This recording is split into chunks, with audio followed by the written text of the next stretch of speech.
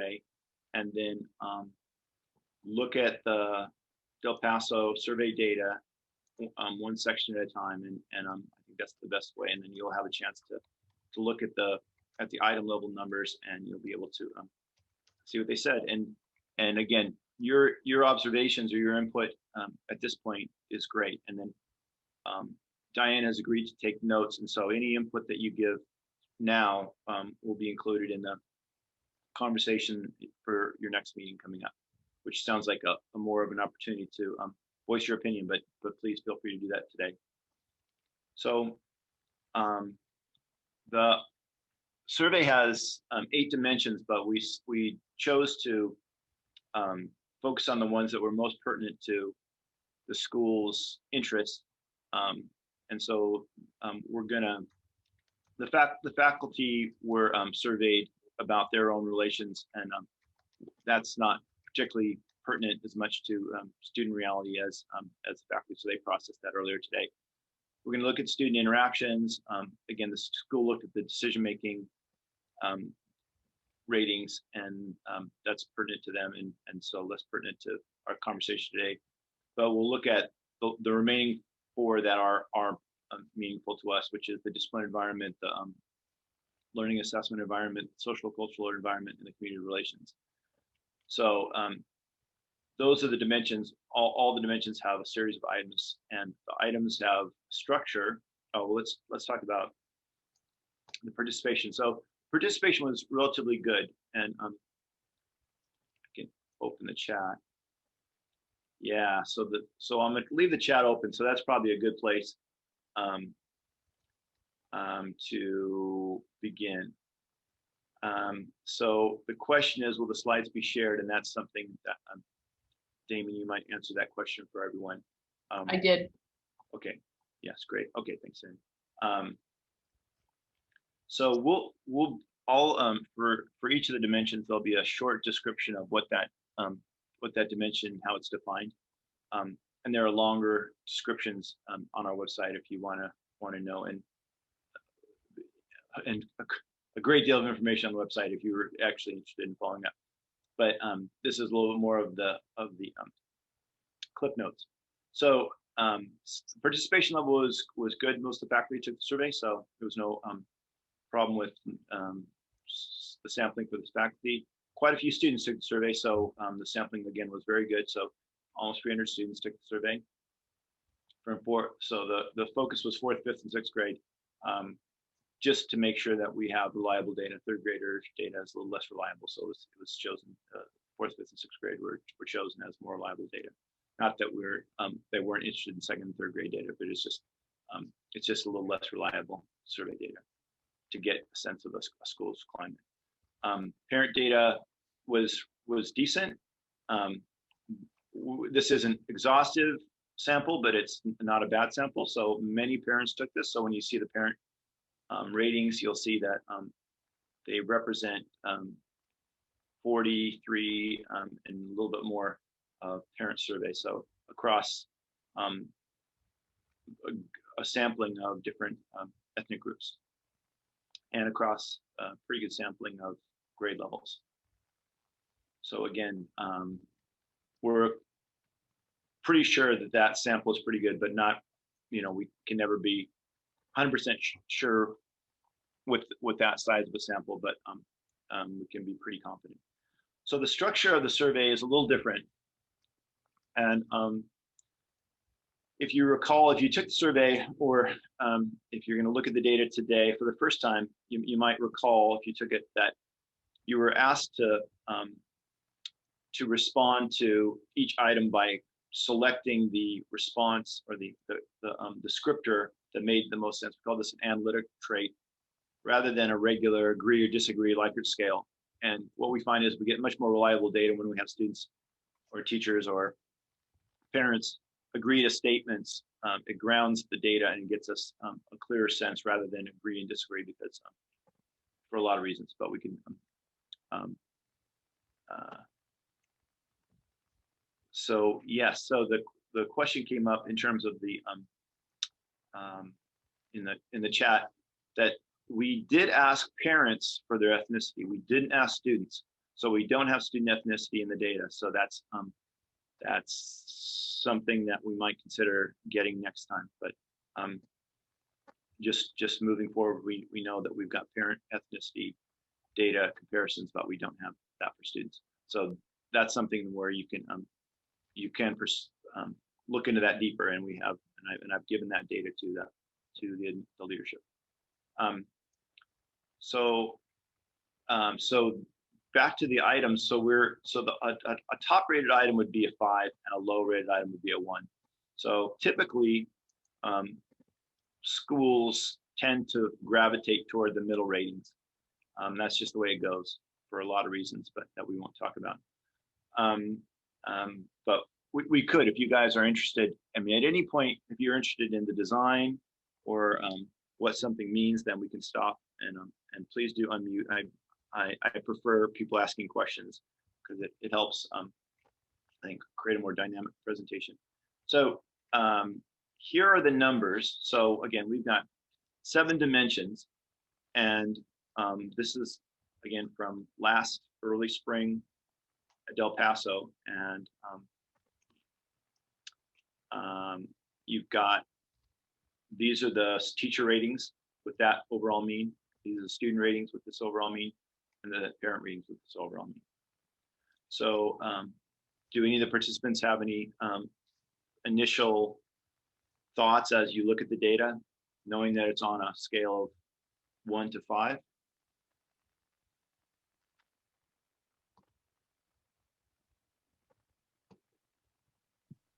Yeah, I just you said that a lot of times, typically the data kind of lands around 3. So seeing some 4s in there sounds like a pretty positive thing.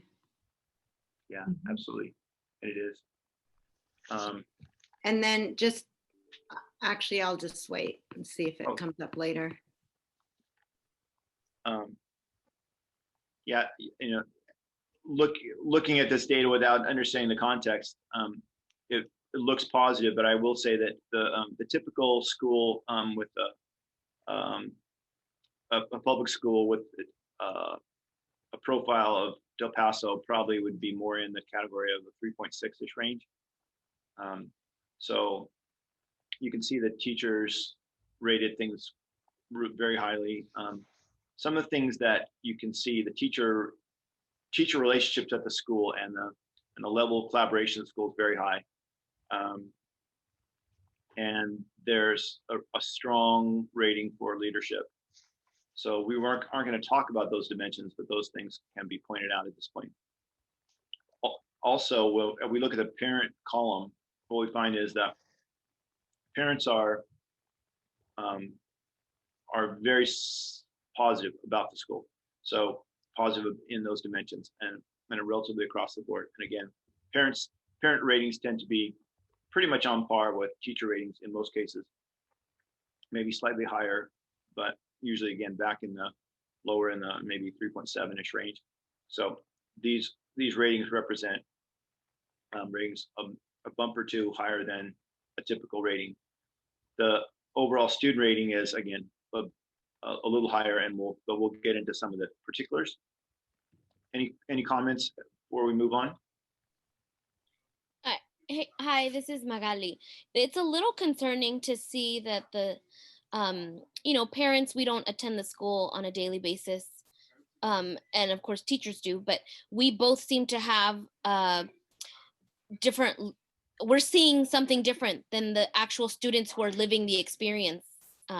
Obviously they are rating the school experience lower, and so that to me is concerning, that maybe we're not focusing enough on what their needs are or talking to them about what their needs are, because obviously just even given this climate, the score, we're missing something here. And so I'd be interested to see where it is that to just dig a little deeper into that. Yeah, well, it's a really good point. And it is common, but and David or Diana, you might weigh in on this. In our earlier conversation, that's a lot of where things went, trying to look at more ways to find out what students were thinking and why they had the perceptions that they did. So it's a good point. I mean, I think survey ratings are one piece of data, but having a little bit more different forms of information that have a little bit more depth to them, like just talking to students, bringing them together in a focus group, or having conversations with students and asking them the why, then I think that's a valuable, that's another valuable, probably invaluable piece of information. And again, the faculty were, that's kind of where they were landing in terms of some of their perceptions about looking at the data. So, but it's a great point. So we take maybe 10 minutes on this idea of how is the survey designed, and at the heart of the survey, each item has a nature that's related to this continuum, and we'll call it a psychology of success. And so items that are rated higher reflect more of these three fundamental qualities, and they are promoting either an internal locus of control on this part of students. We could call that agency or empowerment, or power, or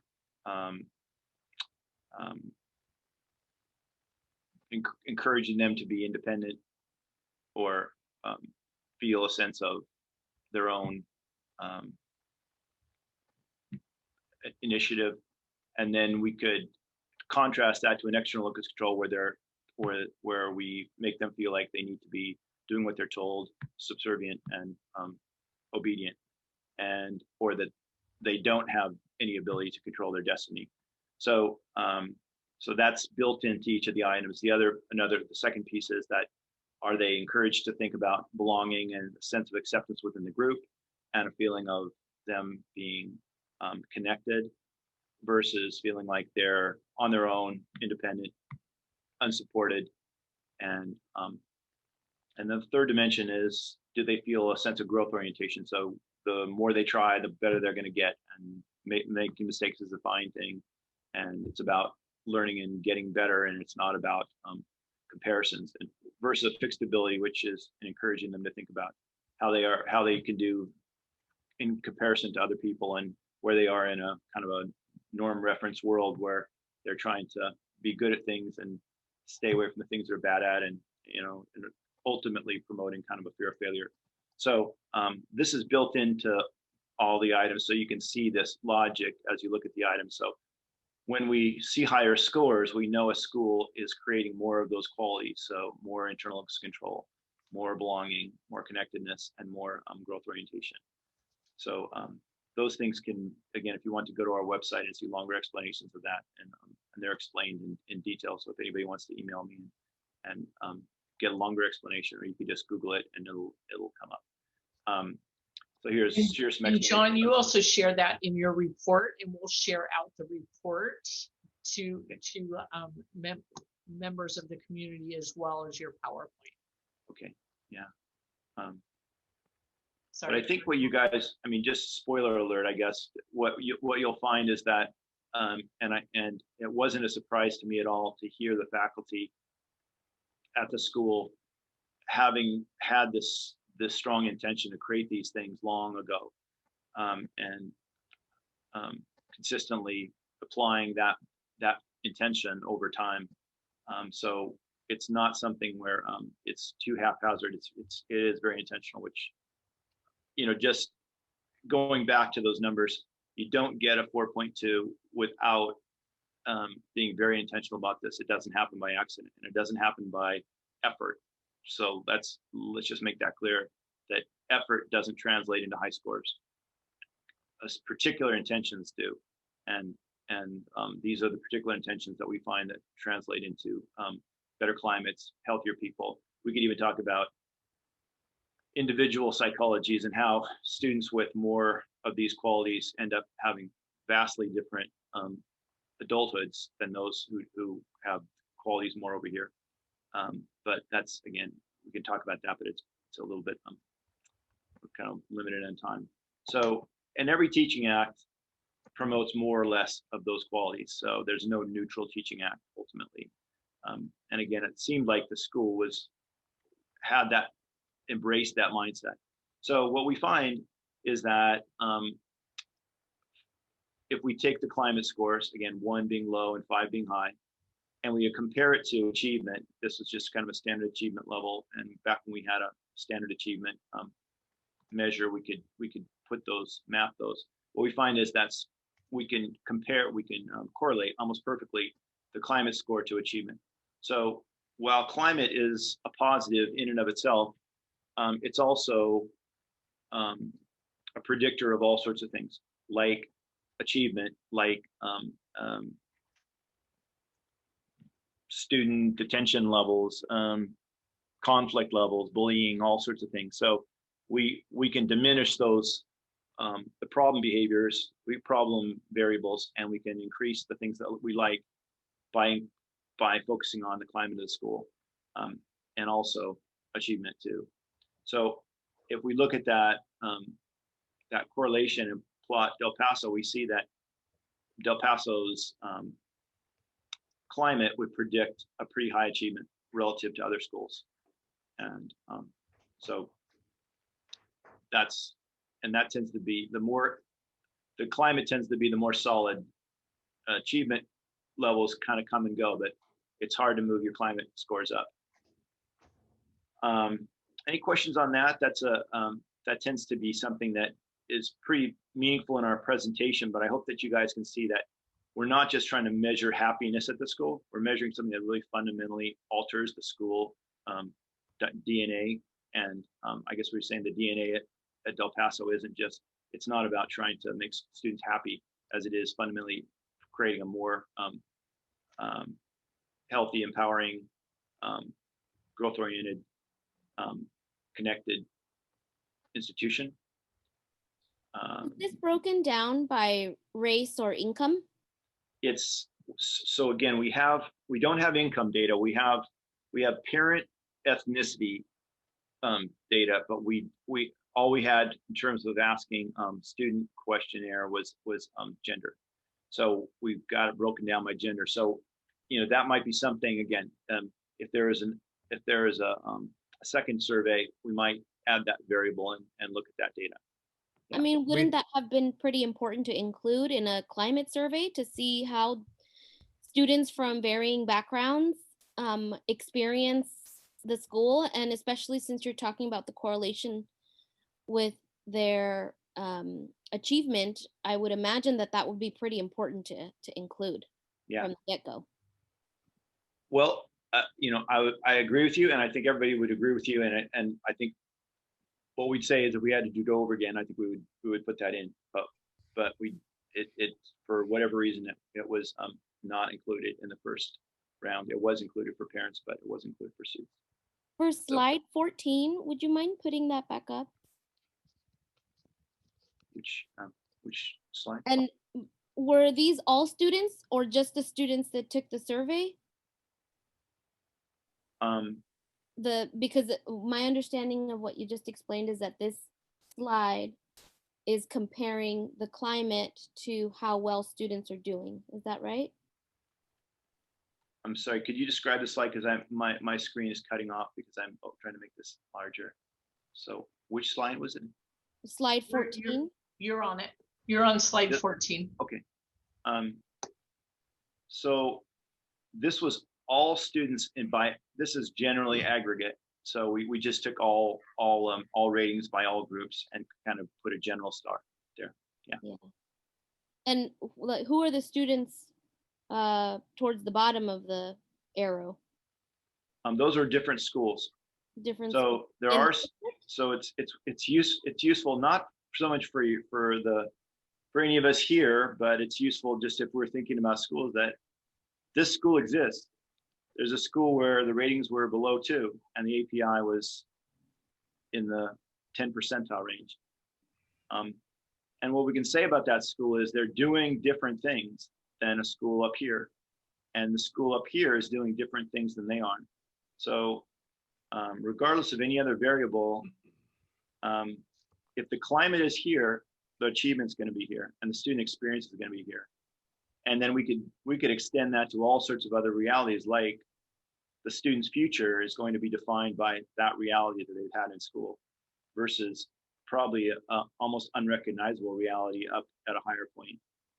And so, and what we find, you know, this is coming out of our area, which is East LA, and so we have schools that have vastly different populations, and vastly different climates, and so we find that students, populations where the students are, you know, 100% minority students, we still get schools up in the 4+, and then we get places where you know, you get students from more kind of diverse population mix, and they're here. So we don't, it still comes down essentially what people are doing at the school.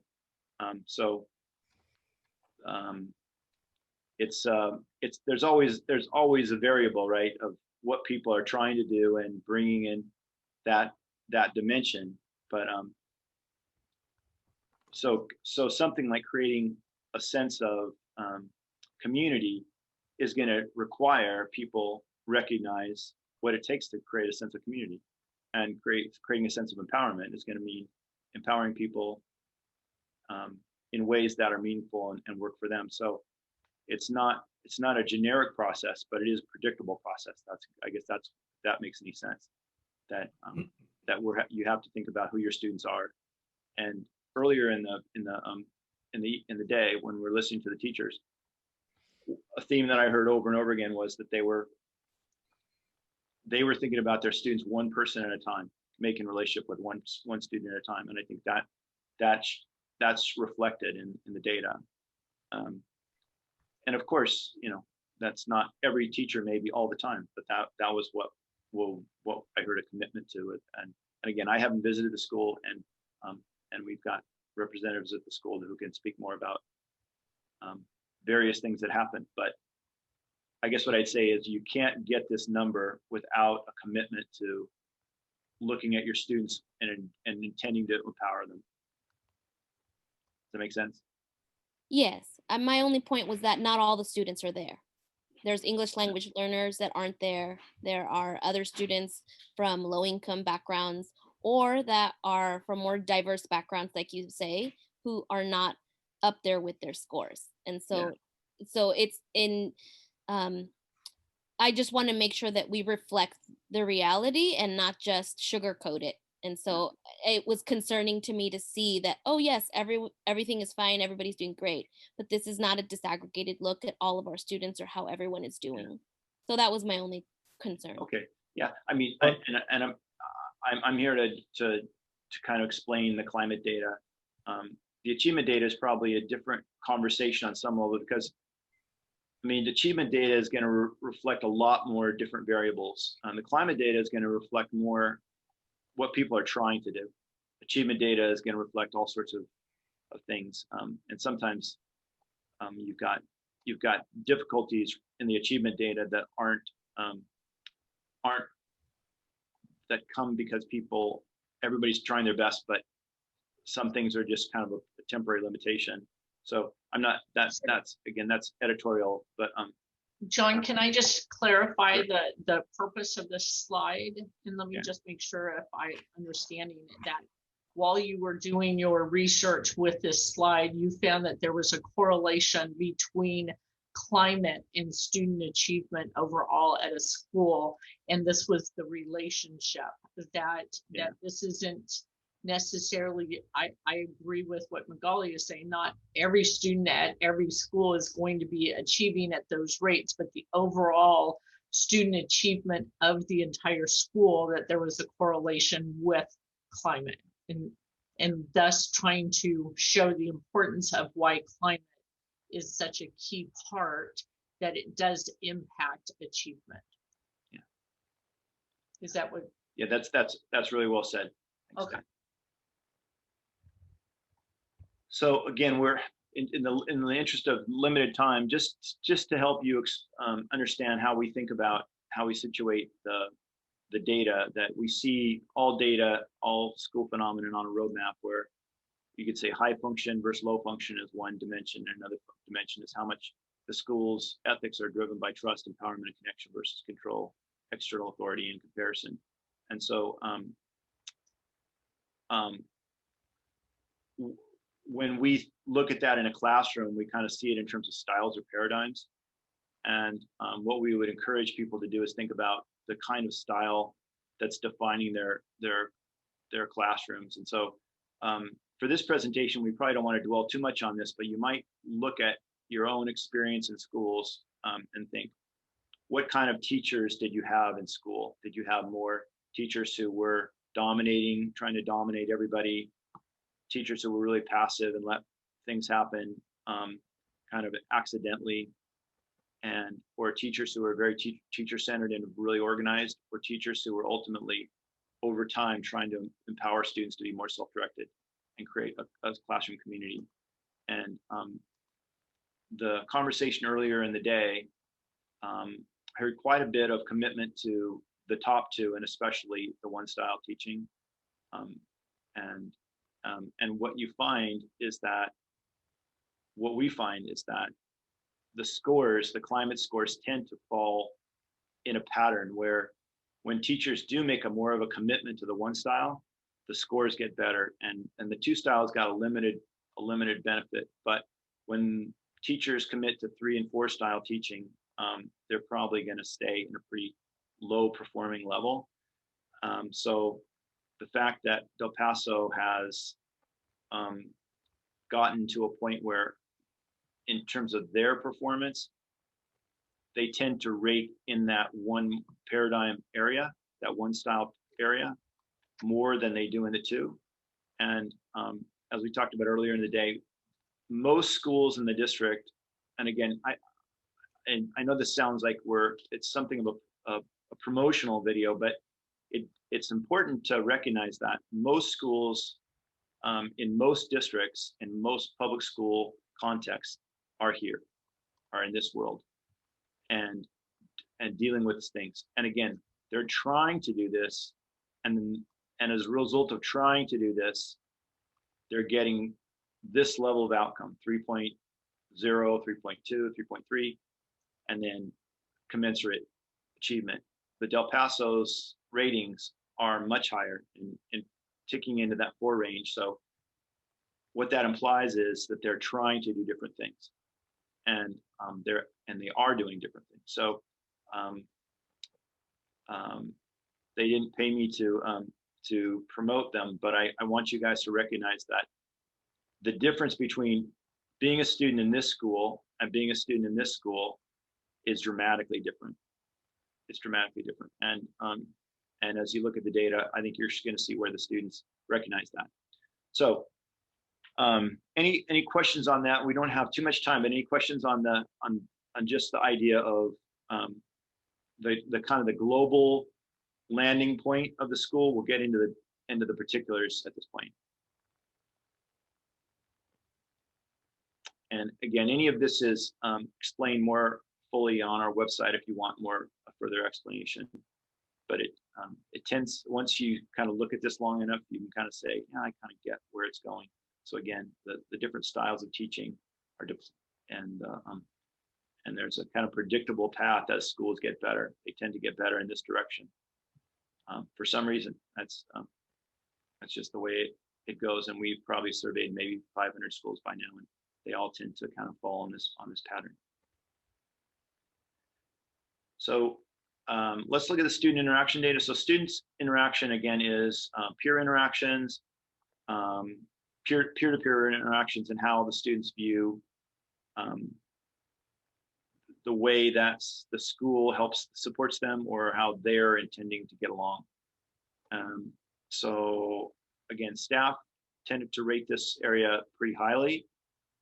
Parents, again, rated this area pretty highly. I'd point to some of these high ratings from parents, like safety from violence, very high. So student ratings were, again, a little lower. So it's worth paying that attention to that. Anybody who's just looking at this on its face, Any observations that you guys, that the group would make at this point?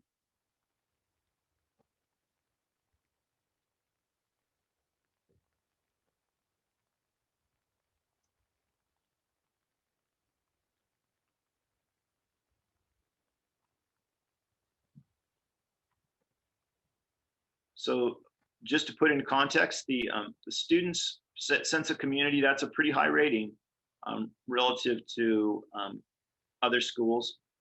The group interactions, that's actually higher than most schools. That's almost every school struggles with this. And so the teachers earlier in the day spent a lot of time thinking about the kind of solutions or kind of thinking that it would take to address this. And so it was something that came up on the radar earlier, but it just to let everybody know, this is when we let students out on a playground, and we're almost always going to find all sorts of things that come out in that non-directed time. That so of course that number could be higher, but it could be much lower too. And I think to Magali's, can you go back to that, or Sure. even just looking at this one? I think to Magali's point, especially looking at student numbers compared to the adult numbers and the differentiation, I think that's an area that we should continue. I know that there. How do I say? I think that's one thing. So then the second thing that I think I look at when I look at this data, John, is that we understand that this is a school that's going to be above our public school averages, and that and the school has asked, right, to find areas where they can validate the work they're doing, as well as finding areas where they can continuously move towards improvement. So I think it's a both and with that. Did I say that right, Damon? I started feeling like I was fumbling. I'm sorry, I was typing a response. I missed part of that, Diana. Just the idea of that the school is focused on continuous improvement. So as absolutely. Yes, the overall scores as we look at this school in comparison to other public schools, I think we should walk away with some validation that there's a lot of things going right at the school, and then also wanting to have some honest conversations about areas where we can continue to improve upon, right? We're in this role of continuous improvement. Yeah, absolutely. And growth oriented. We're never satisfied with the status quo. I mean, I think our staff can vouch for that all of our meetings, we're always looking at data. You know, we always talk about what can we do better and help reach all of our students. So regardless of what these scores look like, we're using this as a launching point. And looking for those areas, like those areas where we might go, oh, well, this is in, like, from the site council meetings, like there might be some areas that we might recommend that we go deeper into and continue to look at. So that sense of community or the subgroup interactions, those might be areas that, I mean, that was one of the areas that the afternoon group was looking at and thinking about, that they would like to know more about that. Yeah, absolutely. I'm sorry, on slide 22, the one prior to this, I'm sorry if I missed this, but why were there certain sections that were empty for the students? Yeah, so the student survey is much shorter than the adult survey, because the adult survey is about 60 some items. So the students, we try to limit to about 30 items for them. So here are the particular ratings by grade level for those 3 student items in this category. So any thoughts as you look at that data? So again, you've got grade level by item.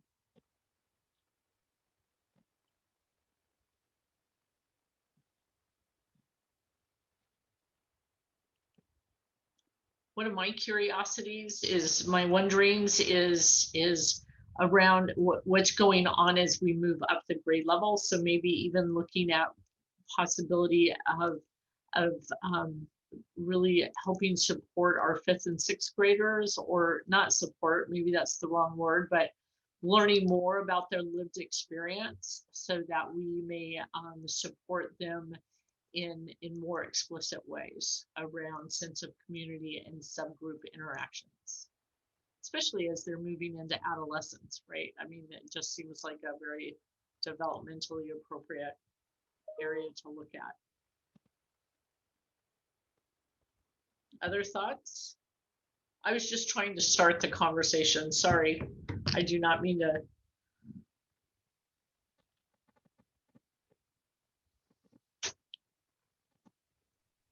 It seems like there's just a lot more issues to discuss for 6th grade.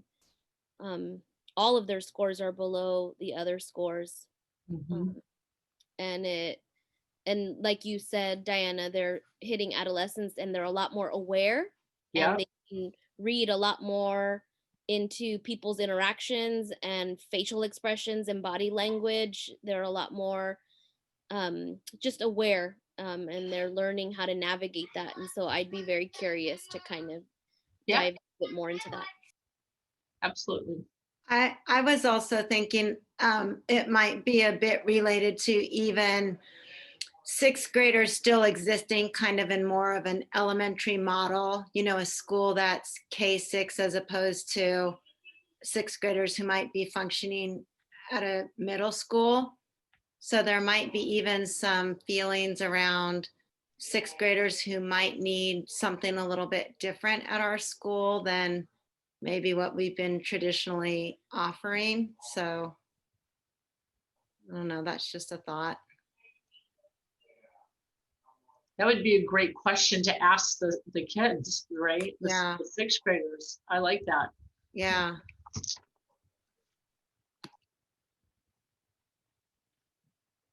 Just picking up with where the teachers went earlier in the day, they really did focus on kind of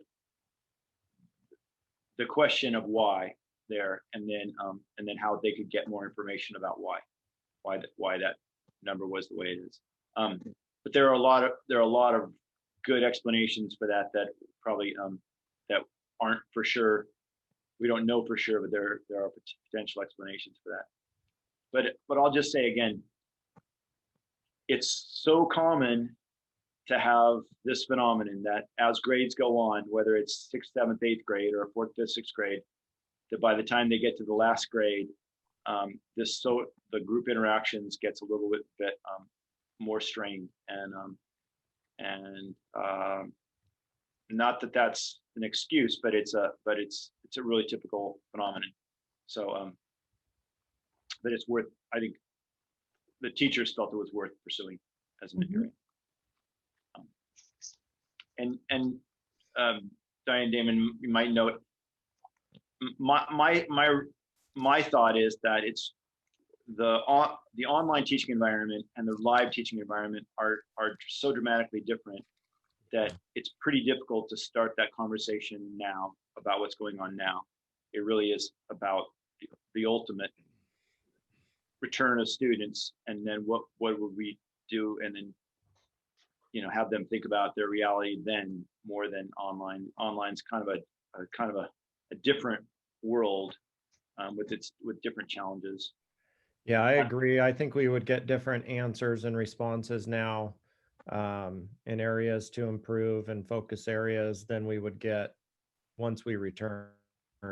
That doesn't mean we shouldn't have these conversations now, but I think, it definitely poses different issues and concerns being in the remote learning compared to back to in person. And maybe it's a possibility as we move forward and have discussions next Tuesday and things like that. Maybe it's a both. Like, Mhm. if we know that 4th, 5th, and 6th grade need supports with sense of community and belonging, what can we do in this virtual environment, but then also revisit those same types of questions once we come back in person, once they start living that life again, right? Maybe it's a both. So here's an example of an individual item, and we pulled out a few of those. So the students rated this item about a 3.7, and you can see, as opposed to a kind of a bell curve like we typically get, we get pretty well skewed to the higher response, which was teachers and classmates and I are like a family. So that, I think that's pointing to a pretty strong phenomenon at the school. Would you mind sharing what the purple and the red are? I don't see So yeah, so those are options where if they felt like the answer was somewhere between these two. So here are the three concepts, and then if you felt like it was between the two descriptors, you could answer in the middle. So purple is between green and blue.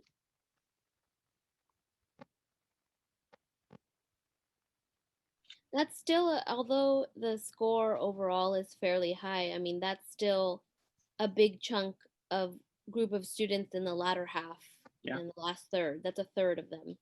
So that's still a big, I mean, if the goal is to make people feel like they're, Yeah. I don't know, definitions of families can be different for everybody, Yeah.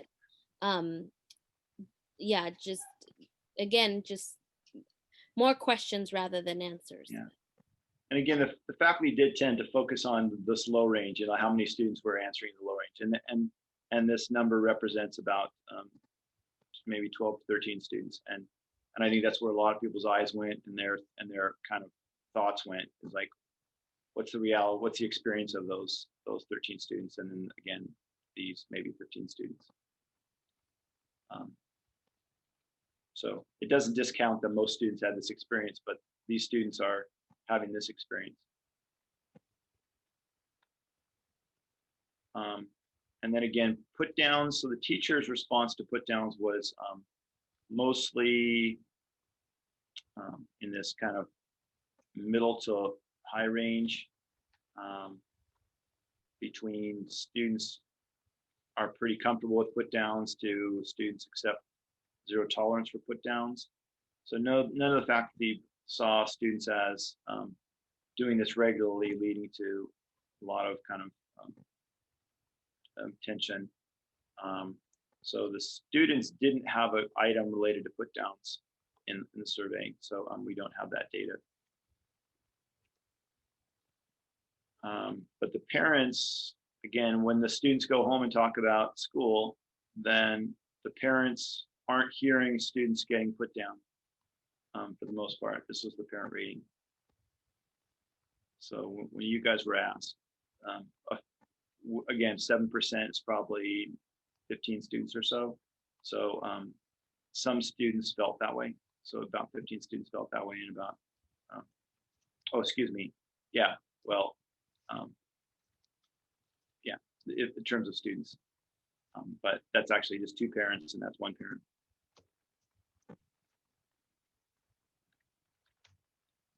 So again, any thoughts on any of these individual items?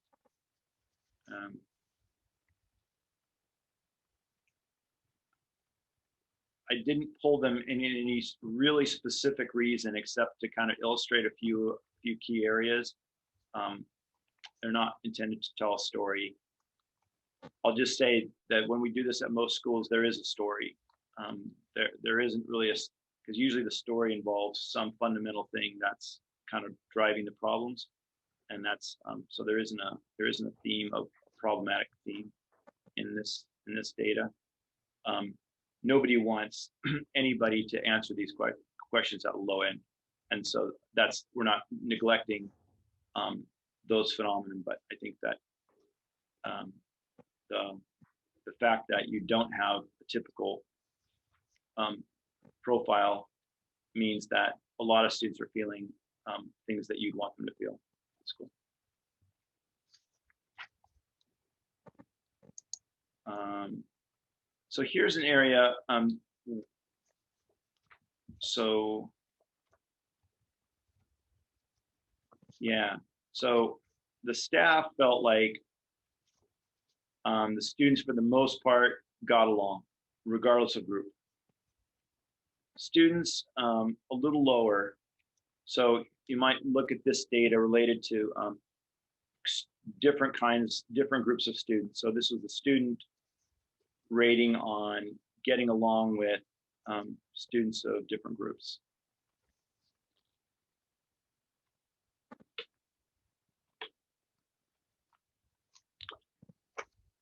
Any takeaways from that slide?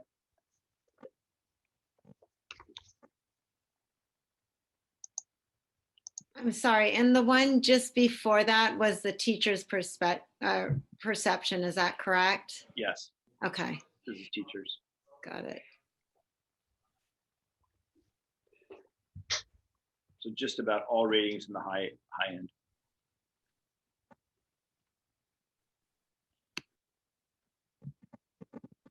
I mean, I disagree with that. I mean, if you add up the purple and the turquoise, that's, I guess, about 50% of the students feel like generally folks get along. But then the latter half, I mean, that's, to me, the green would be problematic still.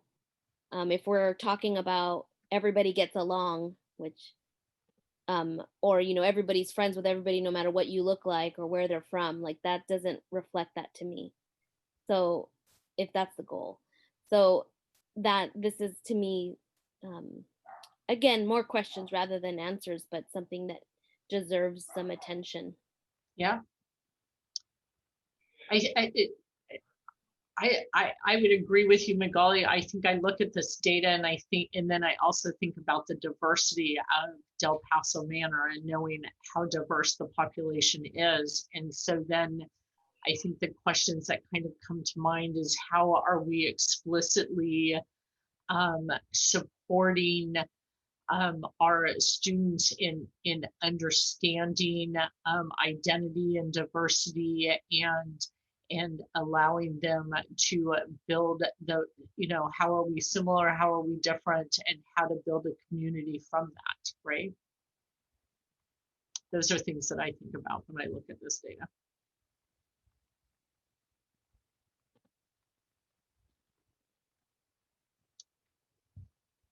Yeah, we could just say it's a challenge everywhere, but it's certainly a challenge. I actually was just going to say the same thing. If we kind of just think about our communities, the cities where we live, the neighborhoods where we live, it's something that I think needs constant attention. The nation where we live, we don't think it's just California, right? Right.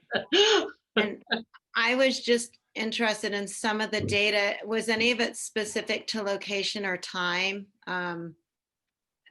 And by that, I mean, like, was anything separated in terms of during recess or in the classroom, or?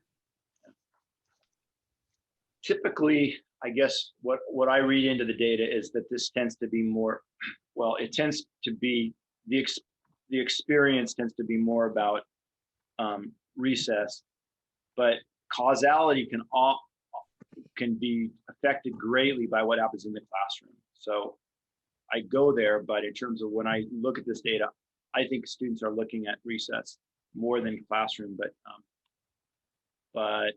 it's probably a little both. You're right. Yeah, it's not specific to just recess. Yeah, that might be a good follow-up question as we dive down and get to a place where we're asking kids. Right. Yeah, it's a great focus group question.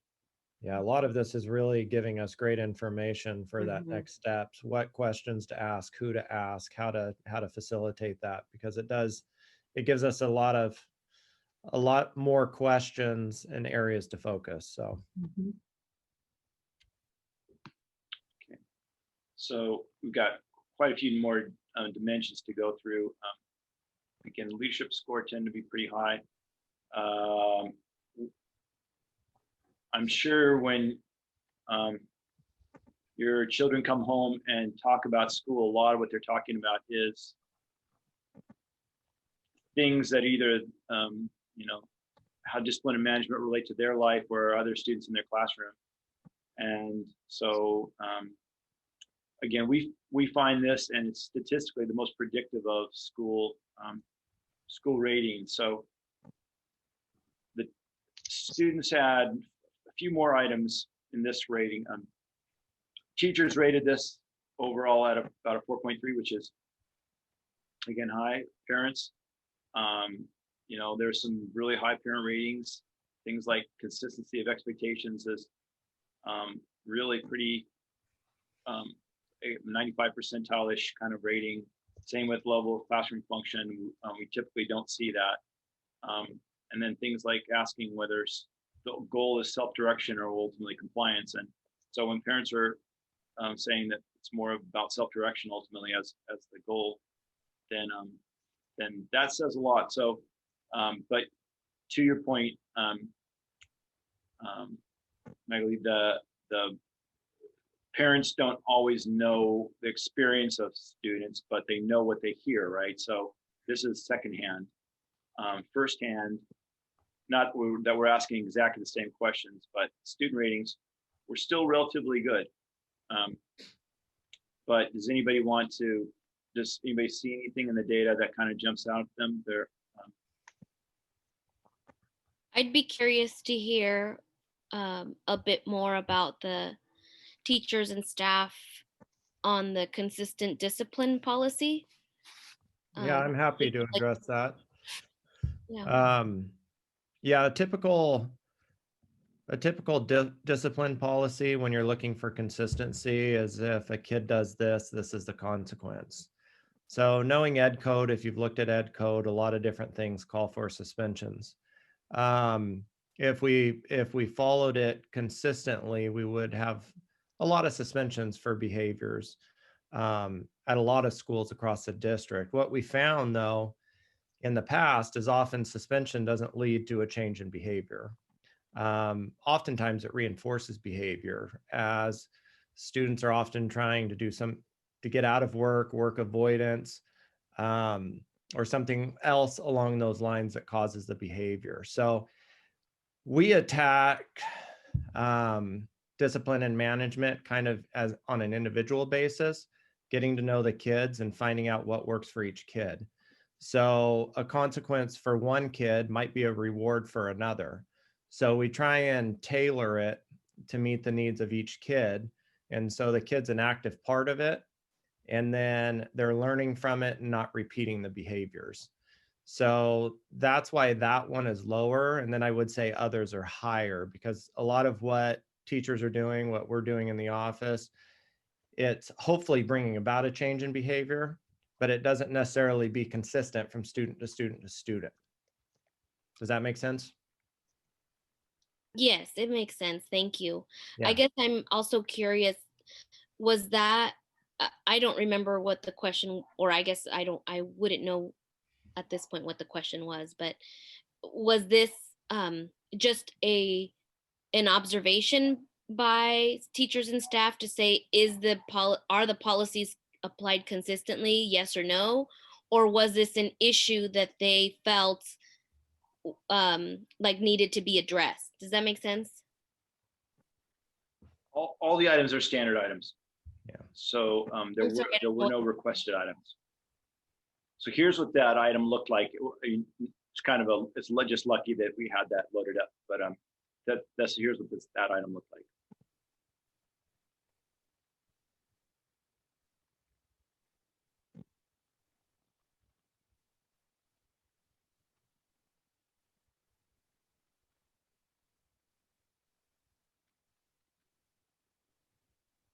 It was interesting that the conversation with the staff, because I think they were looking at that green number as you brought out, Magali, and there was a nice dialogue this afternoon around how they valued the flexibility around discipline. And I think to what you were saying, Damon, about making sure that that there was consistency, but then there was also flexibility to support changing student behavior and not as just a form of punishment. Yeah, our goal is to change the behavior and hopefully teach students what they did, how they could handle it differently next time, so on and so forth. So that's our primary goal. So speaking of that, what we typically see is a lot of schools kind of see their data related to something simple like just the choice to have students really active in the ownership of the classroom by way of doing things like jobs. And a lot of people go, wow, you know, we should do more of that. But you can see that here's what students said about their classroom. So this is, again, student data. So what I read is a very clear intention. You can't get students to say this without it really being a pretty concrete reality for them. So if you look at what students are saying, then they feel like they're active in the ownership of the class, and then they're also active. We can skip over that. Oh, yeah. Let's see. Actually, yeah, they're also felt like they were active in terms of the creation of the policies and agreements in their classroom. So that's another area that again we would encourage people to try to promote as much as possible, and the numbers here support that it's taking place to a high degree. So lots to talk about with all these. So maybe we can just keep moving because we're kind of coming to our ending time.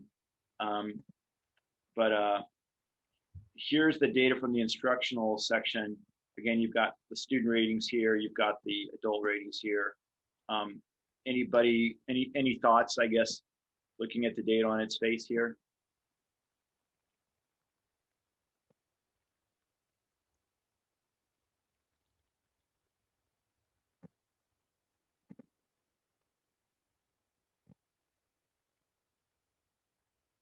Again, typically average range is 3.6-ish, 3.5, 3.4.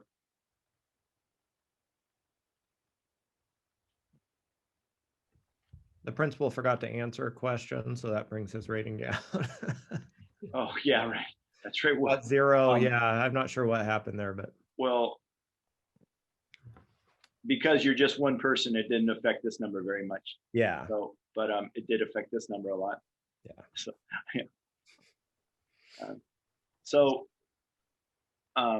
again, in the interest of time, I mean, this is being taped, and you've got access to all the numbers if you want to kind of go through them. But here's an item that I thought was really meaningful.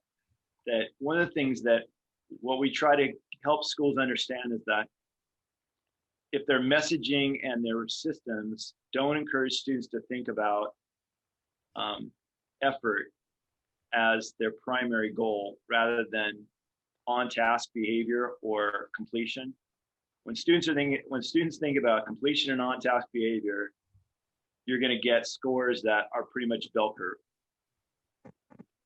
But if you look at these numbers, what you see is 63% of the students rated what most schools put, have a few students who say that this is true. So most students said what the school values is how much effort they put in their tasks. So I'll just tell you from my experience looking at data from school after school is that that's really unique.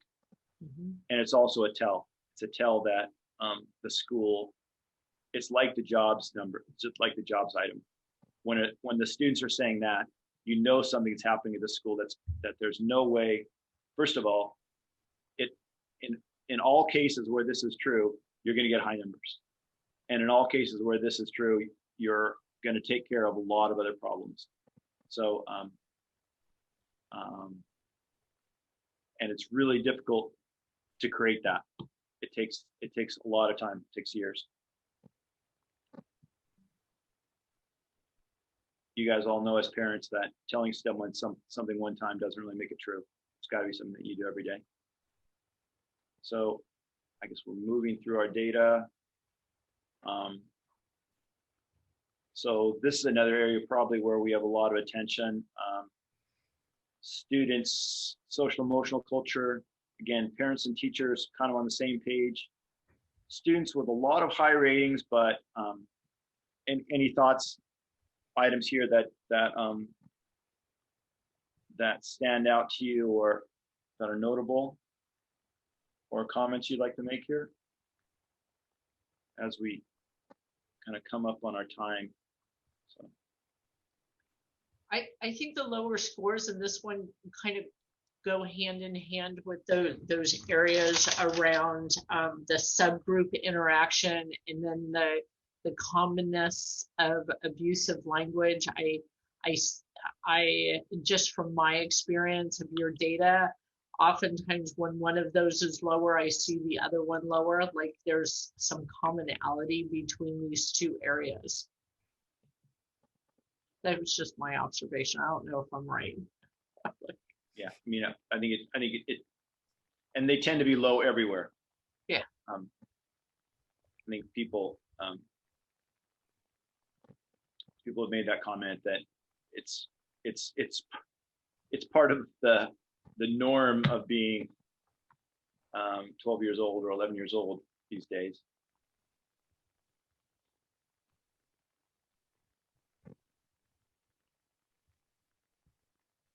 So we can look at those items a little more carefully.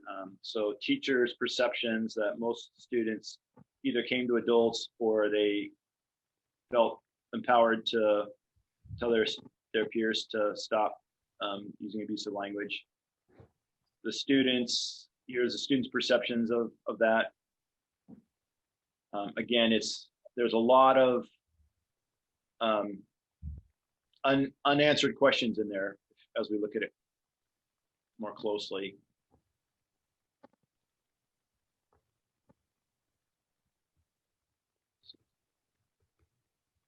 Pretty balanced in some ways between feeling like it's keeps happening and feeling like that students monitor themselves. So this might seem really simplistic, but I just know sometimes when I'm trying to problem solve with students, sometimes just asking them what's going on and why they feel a certain way or why they answered, in a certain way really helps me understand. So is that ever part of surveys and data, is really asking students about their responses? I mean, I know obviously.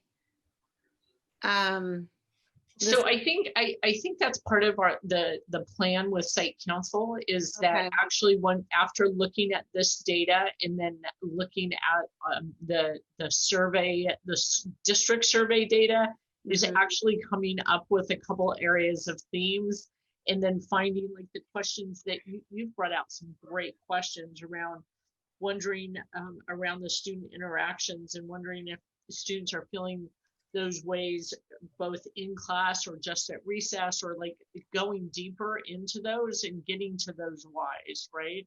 Right.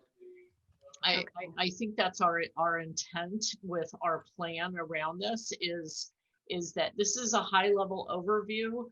So instead of asking students all these questions around all these areas, when maybe we should just be focused in two areas or one area, then let's go deeper into those areas where we think where the general data is showing that we should continue to grow.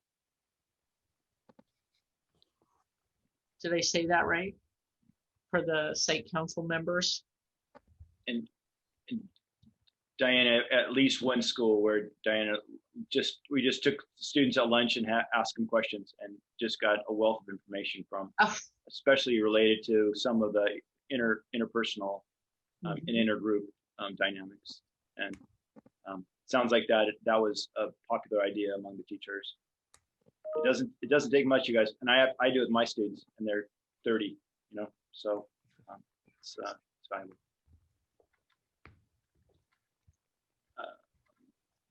Okay, so we've got one final area, the community relations. Just a few questions. Does the school feel welcoming to outsiders, to the community? And parents rated that at just about as high as mathematically possible, and teachers rated that high too. So it's pretty hard not to say that's an area of celebration. And in general, this is a very high number, and that's a very high number. Students have less input in this area because they're less aware of some of those things like communication and how parents feel when they're coming into the school. But it seems as though parents are feeling like the school is doing a very good job with getting communication to them, and that they're welcome in the school. So any thoughts on that area? Is that surprising or confirmatory to those of us who are here at the meeting? Our experience with the school?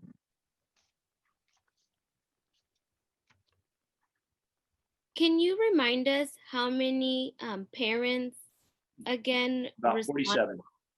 47. Yeah. And out of those 47, I think there was, I think you mentioned that 19 were white parents, and one parent was African American, and Three. oh, I'm sorry, 3, and 5 parents were Latinx. Is that right? I think so. And were there others from other racially diverse groups that responded? I didn't catch the others. I know we have a wide variety of students that come from whether it's Syria or Afghanistan, a lot of different groups. And so So we had 9 others. I'm not sure what that would constitute. I am afraid of as far as a sample size. I know you said it's a good sample size, but that's a good overall sample size. I'm just, again, my focus is always on the folks who may be less in numbers, right?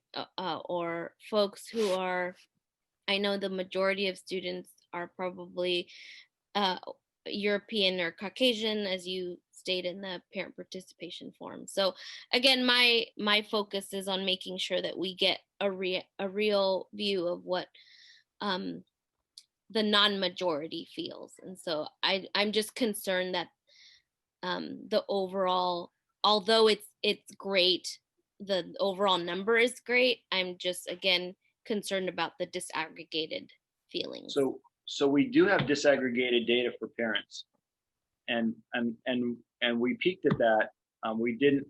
It's available to the leadership, and I was curious about it. So what I found was that there wasn't that much variation by group, and it's not atypical that when we get data from different groups, we're around the country, so we go to different regions where the diversity looks really, there's unique diversity. Sometimes it's 50-50 of a group that is not typical of the regular population, and what we find is that once in a while the story is that different groups have different perceptions of school, but it's more common that the groups tend to agree. And the variation tends to almost be more, grade level tends to be a bigger variable than, because the phenomenon changes at grade levels. The same phenomenon is happening for all people, but it kind of changes by who's teaching at each grade level. But so you never know if that's going to be a variable. But in this case, it was less of a variable than there was less variation than most things, and there was, I guess, a small amount of variation, but there was a little bit. Yeah, and we did try to include more. I believe we sent it out twice, but the second time backed right up to the pandemic hitting and school closing, and so then it became a little difficult. But it was an online survey. We did have, translated paper copies and paper copies in English as well for people to fill out. But we would have hoped for more numbers, but we also backed this up shortly after we did the district survey. So we didn't know if that impacted, a turnout because so many parents had just completed another survey. But we would have hoped for more, but this is the data we have. Yeah. And I think we discussed the low turnout in site council, and I think our plan in moving forward is really meant to make sure that we gather the voices of our underrepresented populations to make sure that we're truly being thoughtful. So I think we just need to continue to make sure, because I think one of the things that our district survey asks a number of questions around sense of belonging. And I didn't necessarily see that as much in this survey. So that might be another area that we continue to look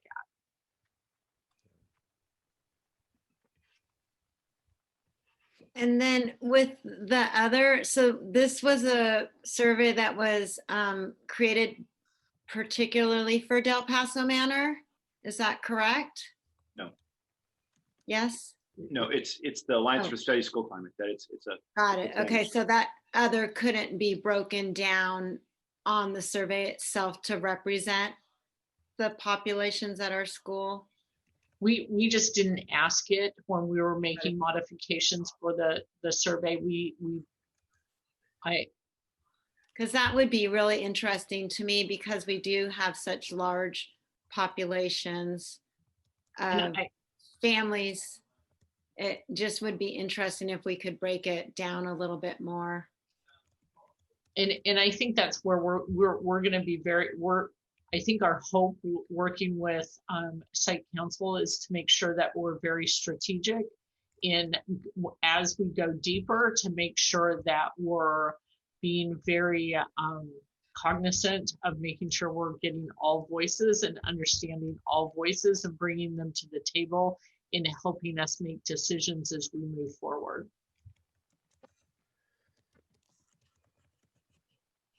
We all agree with that. Great, thanks. Yeah. Yeah.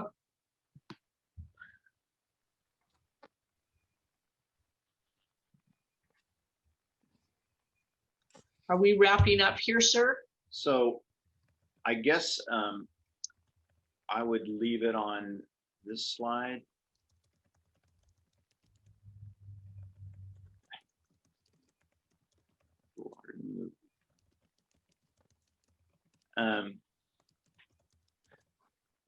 This is where we left it in the afternoon, but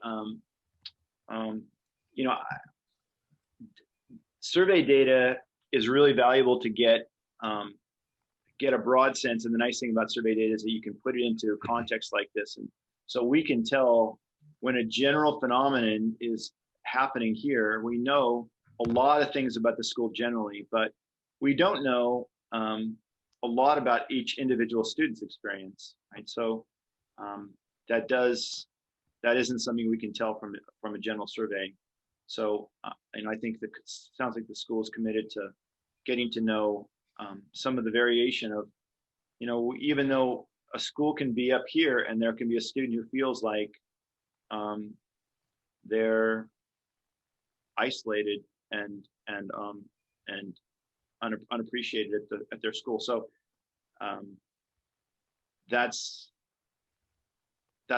that's a reality. But I guess what we're trying to get at in the survey is generally, is the school creating a phenomenon that's supportive of students? And what we can say about Del Paso is that again, if your student was going to this school, then they would be talking about a lot of different things happening in their world than when they come home going to Del Paso. So that's what we can say about the difference between the Del Paso data and more normative data, more average data. And it sounded like the teachers were really eager to get into some of the causality. So why did the students say what they did? And that's almost impossible to gather without asking them personally. So other comments from the group. Do you have any questions at this point? Questions of any of the people, Damon or Diana, about next steps for the school? So I know we do have a follow-up meeting with the parent community and staff on next Tuesday, the 15th, where we'll be looking at this data as well as our district school data. And so please join us. We're going to have breakout sessions. We're going to have time to really dive deep, look at the themes, and really try to think of what next steps will be. I know, John, I know you have a class that you have to teach. So I just really want to thank you for taking this time out to really share and answer our questions and just give us this really broad stroke of the areas that Del Paso Manor and how they're doing. We just really appreciate your time and your continued partnership as we move to improving our climate and culture here in San Juan. Thank you. Yeah. And thank you, everybody. We really appreciate. Damon, do you have any closing? Sorry, I don't mean to put you on the spot. No, not at all. I just hope everyone's able to come next week on the 15th. And if you could talk to other parents, if you happen to be friends with any, invite them as well, because the more voices we have, the better. That will be the time where we'll kind of dive in. We'll have a lot more conversations around this and next steps. And we will be comparing the district data as well with this. So looking for things that are similar, differences, whatnot. And then where to go from there. So we'd love to have you back and more people as well. The email went out today with this Zoom link and then the one for next Tuesday as well. So you guys all have a copy of that. There's been a few actual modes of communication that's gone out about it. So, but if you guys have any questions, don't hesitate to shoot me an email or call. And thank you so much, John. We appreciate it. Thank you guys. And Diana as well. Yeah. All right. Well, have a good night, everyone. Okay. Thank you all. Oh, I Thank you. have a question. I'm sorry. When No. do you think this will be posted online to share so that I could share? So we can probably get the report and the slideshow posted fairly quickly. With the recording though, in order for me to post it, I do have to get closed captioning, and I have learned that takes about a week to get that processed before I can upload it onto onto our website. So that probably the video probably will not happen prior to next Tuesday. But we will share right away. We will share the PowerPoint as well as his document, his report. We'll make sure we get that posted tomorrow. Thank you. You're welcome. All right. Thank you, guys. Damon, I was just saying that you and I need to connect. Oh, it's only Wednesday. I was like, oh my God, it's Thursday.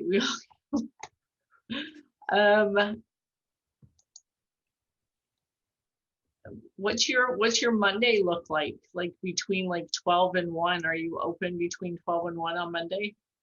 Let me take a look. To plan how we're going to present this data? Yep, that will be good. Okay. Do you want Julianne to join us?